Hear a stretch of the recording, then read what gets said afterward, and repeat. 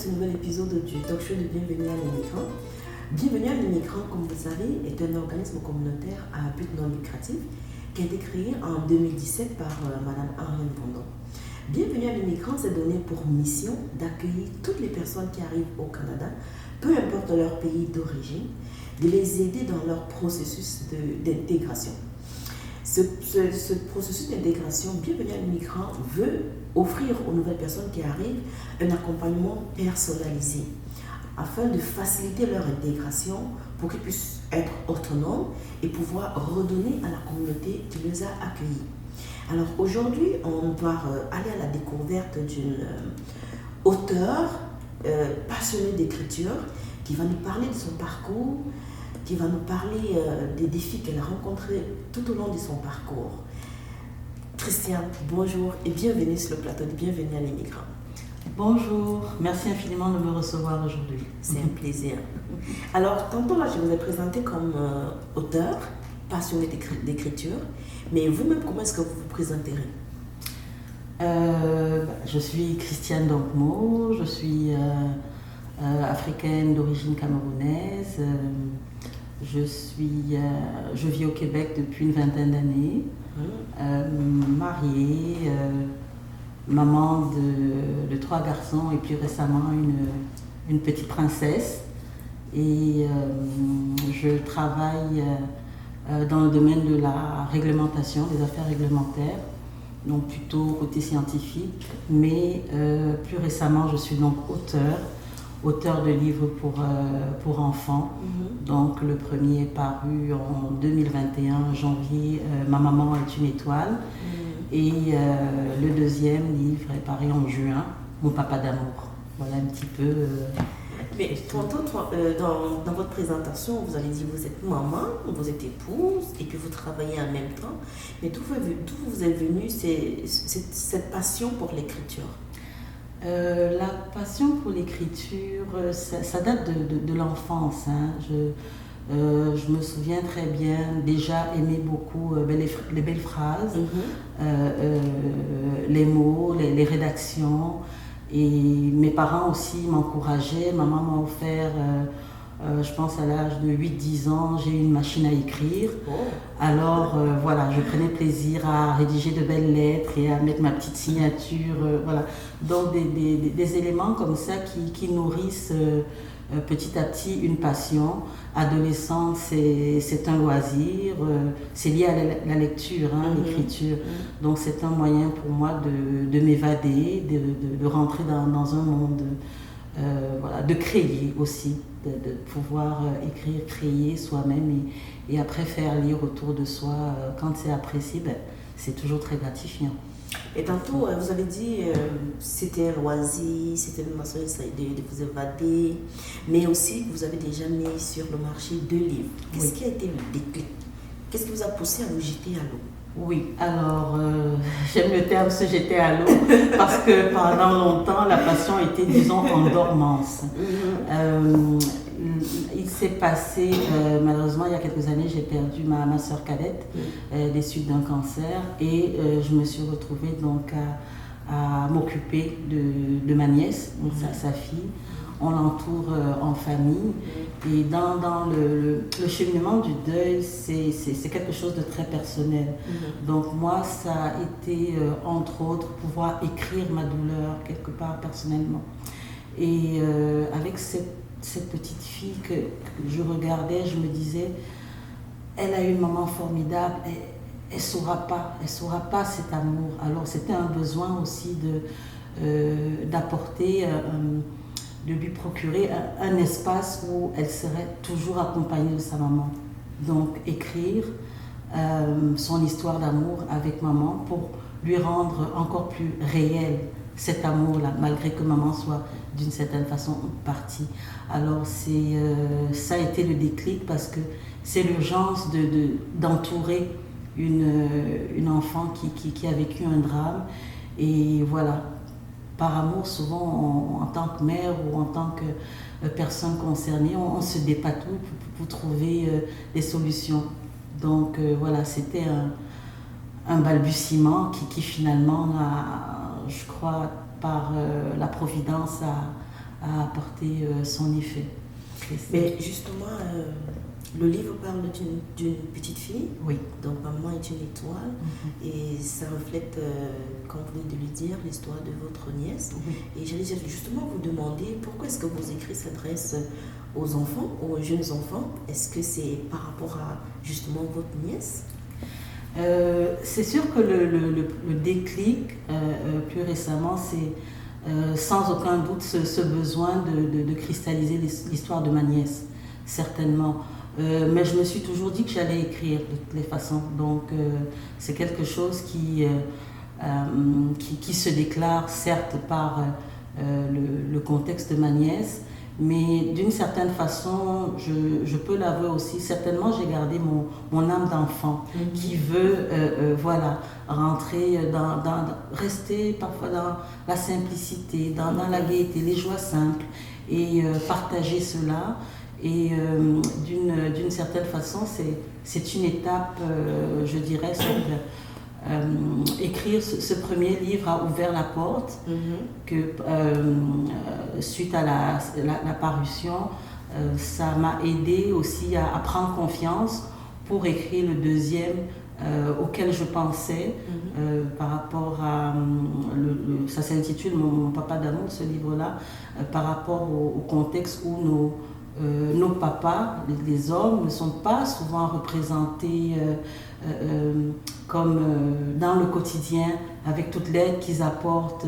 Eux aussi, ils sont des supermen sans cap peut-être, mais il y en a qui font, voilà, il y en a qui font leur travail, amènent à l'école, lisent le conte et puis aident à la maison. Donc c'était pour célébrer cela aussi. Alors oui, voilà les mais est-ce que vos écrits, en dehors des motifs personnels que vous avez évoqués, est-ce que vos écrits, vous avez un objectif que vous voulez réaliser avec ce que vous écrivez, dirigé vers les jeunes enfants? Est-ce qu'il y a un objectif que vous voulez montrer? Certainement, je me considère en tant que mère, en tant que citoyenne ou simplement humaine. J'ai conscience depuis quelque temps que je ne suis pas éternelle. On dit au Cameroun, j'aime beaucoup cette expression, la vie c'est un tour. Alors je me sens la responsabilité d'exprimer aussi qui je suis, pour témoigner de mes origines, de ma culture, de mes émotions, pour pouvoir léguer aussi aux plus jeunes comment on est, comment je suis. En tout cas, c'est un petit peu cette volonté-là de léguer quelque chose. Et par rapport aux jeunes, vraiment parfois l'impression que la société ou le monde a tendance à présenter des éléments plus de, comment dire, il y a beaucoup de violence, je suis un peu extrême là, mais il y a beaucoup de violence, il y a beaucoup d'exigences, il y a moins de paix et d'harmonie. Alors moi, par mes écrits, j'essaie d'apporter très modestement, hein, je n'ai pas la prétention d'avoir une capacité littéraire, en tout cas avec mes mots très simples, je pense que je peux aussi participer à apporter des éléments de compassion, des éléments de joie, des éléments de beauté, d'esthétique aux jeunes enfants pour qu'ils puissent s'en inspirer et voilà, avoir du plaisir dans ce qu'ils lisent. C'est sûr que je ne me limite pas nécessairement à la littérature jeunesse. Je prépare, il va arriver le 3e livre, je l'espère, un recueil de textes pour adultes cette fois-ci. Mais voilà, mon cheminement est celui-là, celui d'avoir commencé par un livre jeunesse et voilà, être en marche, je crois. Mais tantôt, vous avez dit que c'est parti aussi du fait que vous lisiez beaucoup. Oui. Ben, on est au Québec et au Québec, on a cet enjeu de la francisation. Dans un contexte d'immigration, comment est-ce que vous pensez que la littérature peut justement aider à développer cette francisation? Oui, tout à fait. Moi, je pense que la littérature apporte et apporterait beaucoup pour ce qui est de la francisation, notamment par exemple par l'expression littéraire des auteurs afro-canadiens ou des auteurs issus de l'immigration, pouvoir transcrire nos émotions sous forme de livres, de textes, et les faire partager, les faire lire à d'autres personnes qui arrivent. C'est une connexion qui pourrait se faire, ces textes-là. Ça viendrait probablement chercher l'apprenant, de dire ah voilà telle expérience que je suis en train de lire qui correspond à ce qui m'est arrivé ou ce qui aurait pu m'arriver. Donc je trouve par la littérature un élément, une façon d'aller chercher aussi l'émotion chez la personne qui arrive et qui effectivement essaie de se trouver de nouveaux repères. Et j'ai envie de dire, quand on arrive dans un milieu étranger, le réflexe ce sera de se rapprocher vers ceux qu'on estime qui nous ressemblent, qui ont vécu la même chose. Donc voilà la connexion que je trouve pour l'impact de la littérature pour les migrants. Vous avez publié votre premier livre. Oui. Et je sais aussi que vous avez participé à des salons. Oui, j'ai bien renseigné. Mais qu'est-ce qui vous a le plus marqué quand vous avez publié votre premier livre? Quel sentiment vous a habité? Quel sentiment m'a habité? Alors, je dirais deux choses. La première, c'est que quand j'ai eu le livre en main et j'ai appelé ma nièce, comprenez-vous, voir cette petite fille avec ses yeux qui pétillent, de se reconnaître, elle sait que c'est elle a 4 ans ou 5 ans, elle sait que c'est elle sait que c'est un espace où son amour, l'amour entre elle et sa maman exprimé, là ça n'a pas de mots. Alors pour moi c'est une gratitude infinie, un bonheur infini d'avoir pu être témoin de cela. Et puis j'ai parlé de gratitude, c'est ça le deuxième élément, c'est vraiment se dire que l'amour, on le dira jamais assez, je crois, quand nos intentions ou le geste est fait par amour, sincèrement, ça porte du fruit. Et ça, c'est vraiment venu me chercher cette expérience-là. Mais on sait qu'il y a ce qu'on appelle souvent la critique littéraire. Oui. Et disons, au cas où vous arrivez de recevoir des critiques négatives, oui. Comment est-ce que vous gérez les critiques négatives? Les critiques négatives, les critiques en général, c'est, pour moi, je me dis, chacun a droit à son opinion, d'accord, et je les respecte. Et la critique, pour moi, en tant qu'auteur, c'est là pour m'aider aussi à reconsidérer mon travail et voir si j'aurais pu améliorer, etc. Donc, dans ce cas-là, pour moi, il n'y a aucun souci, je le prends très bien. Moi, je considère aussi que c'est en confrontant l'autre, en étant confronté, qu'on ira de l'avant. Donc, dans mon œuvre, recevoir une critique, par exemple, je me souviens on a reproché un petit peu au premier, Ma maman est une étoile, de n'avoir pas suffisamment décrit le chagrin, par exemple, parce qu'on parle de décès, donc on s'attendait à voir beaucoup plus d'intensité dans la douleur, etc. Mais c'est venu me chercher, mais finalement, je l'assume très bien parce que le livre parle d'un cheminement vers plus de lumière, vers plus d'apaisement. On n'est pas ancré dans la douleur, nous sommes en démarche, donc en marche. Donc oui, c'est une critique, mais il y a des raisons pour lesquelles j'ai voulu plutôt doser l'élément de comment dirais-je, l'élément de douleur ou de peine dans le livre, surtout que c'est un livre qui s'adresse à une enfant de 4 ans. À partir de 4 ans, on peut lire et comprendre l'histoire, même pas lire, mais comprendre l'histoire. Il est d'un adulte qui fait la lecture. Alors, il n'était pas nécessaire, donc, vu que le livre était destiné en premier lieu à une petite fille, de rentrer dans le détail de ce qu'elle sait déjà. Donc, voilà. Mais ça m'amène à vous poser une question. pour mettre sur pied ce livre, pour l'éditer, pour le mettre sur le marché, est-ce que vous avez eu à rencontrer des défis? Et comment est-ce que vous les avez relevés ces défis? Certainement, oui, des défis dans le sens que c'est un milieu que je ne connais pas, que je découvre.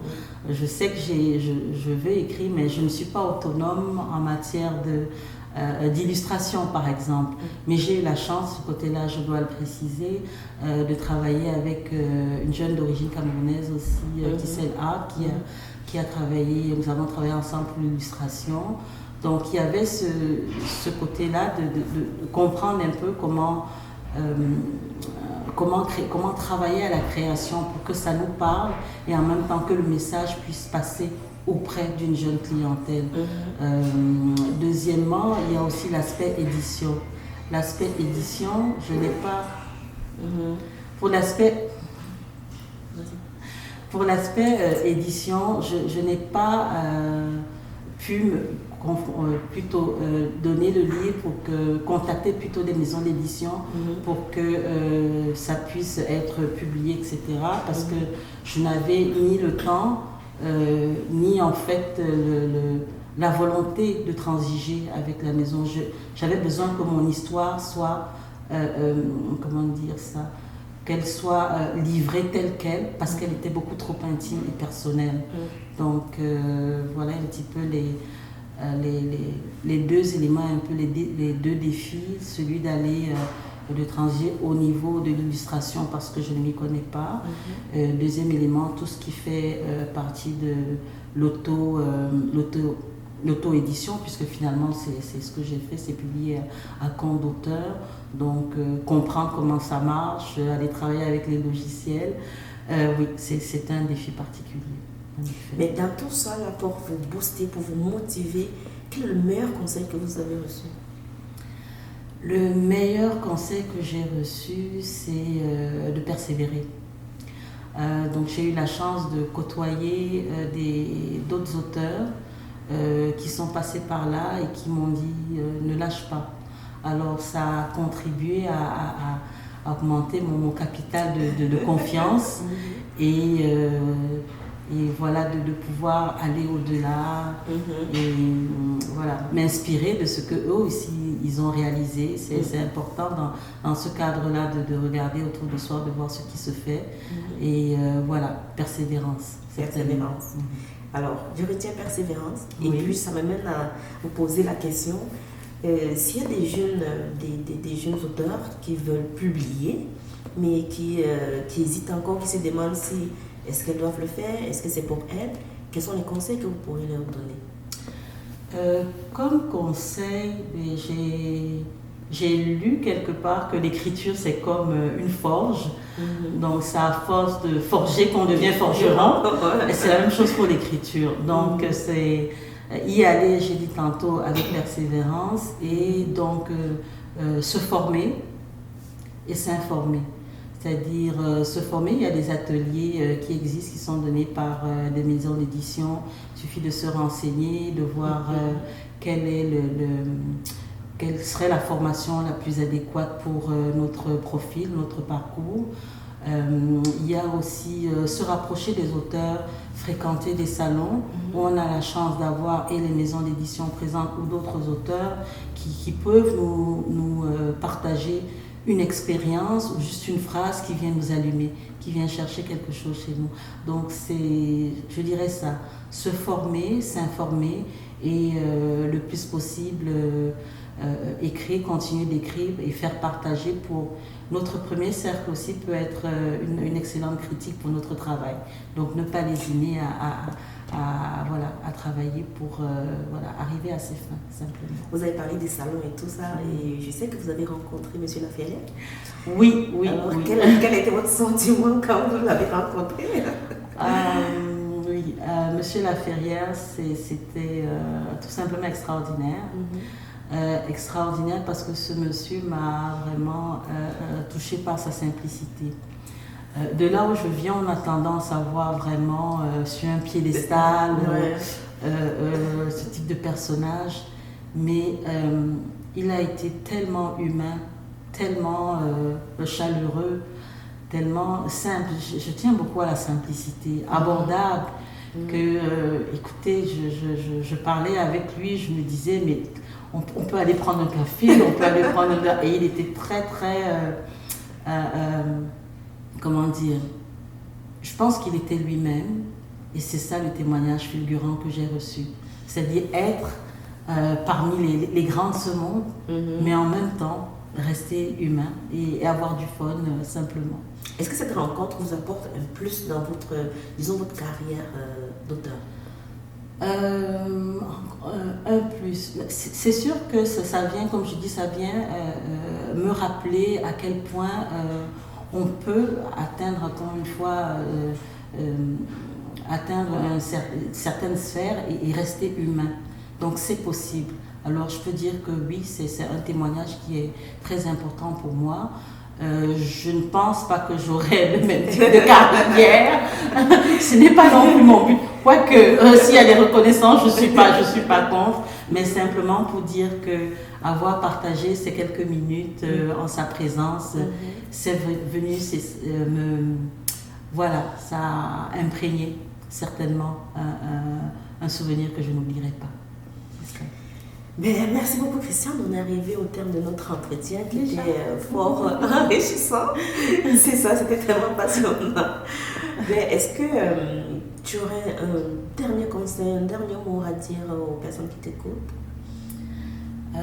Est-ce que ton livre est disponible? Où est-ce qu'on peut le trouver? S'il y a des personnes qui sont intéressées, comment te contacter? Oui. Donc mon livre est disponible à la librairie Mediapol, c'est sur Henri Bourassa à Montréal, librairie Racine sur Saint-Hubert à Montréal aussi. Sinon, on peut me contacter, je suis écrit coloré sur Instagram et sur Facebook pour des gens qui voudraient en savoir un petit peu plus. Je peux envoyer des exemplaires dédicacés. Alors voilà, c'est vraiment... je vous tiens aussi à remercier tous ceux qui m'ont soutenu dans ce voyage, je dis, et qui continuent, ceux qui ont acheté des exemplaires. Et vous remercier vous aussi pour cette opportunité que vous m'offrez de pouvoir parler de la littérature ou de mes livres. Merci. Ben, c'est avec plaisir. On est bien content de t'avoir eu avec nous ce matin. Et on te souhaite beaucoup de succès dans ton prochain livre qui arrive. Oui, vraiment, j'espère qu'il ne va pas trop traîner. Oui, j'ai bon espoir qu'il sortira bientôt. Je voudrais, s'il vous plaît, saisir l'occasion aussi pour... nous sommes au mois de mars et puis on va célébrer la femme le 8 mars. Je voudrais une pensée spéciale pour toutes ces femmes fortes qui imprègnent au quotidien, qui se battent pour améliorer leur sort. Alors, bonne célébration à toutes les femmes. Eh bien, bonne célébration à toi également. Et merci d'avoir accepté notre invitation. C'est la fin de notre entretien. Nous vous donnons rendez-vous au prochain numéro. Merci.